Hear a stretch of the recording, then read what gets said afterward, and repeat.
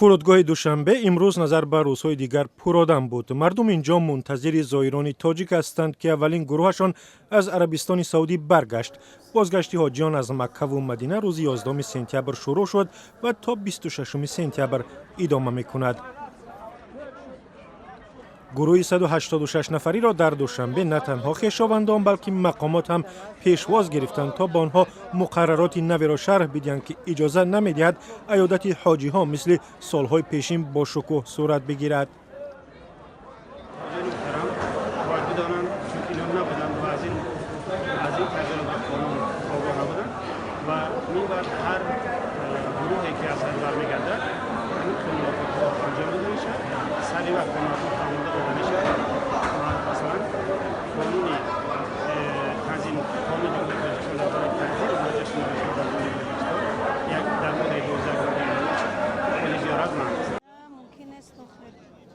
تعدادی از زایران تاجیک که برگشتند به خبرنگاران گفتند در زیارت مکه و مدینه هیچ مشکل نداشتند و به آرزویی که داشتند رسیدند.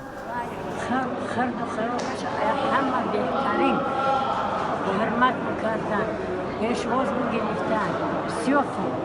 عرفات رفتیم، مجد بیویشه رفتیم، سنپرتوی کوی جمیل رفتیم، کوی رحمت رفتیم. اما اقبال نه همه زایران تاجیک بلند بود، چون در اول گزارش و ویدیوهای درباره ببندوباری هنگام جایگیر کردن پیرزنها و پیرمردان تاجیک نشر میشد که برای مدت جای درست اقامت نیافتند. این حاجی سالخورده تاجیک را بعد از 2 روز جدا شدن از گروهش پیدا کردند. بابا گریه نکنه.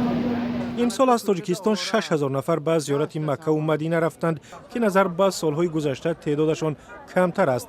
بالا رفتن قیمت سفر و ممنوع کردن حج افرادی از 40 ساله پایان در تاجیکستان از عامل‌های کم شدن طلبکاران زیارت خانه خدا بوده است.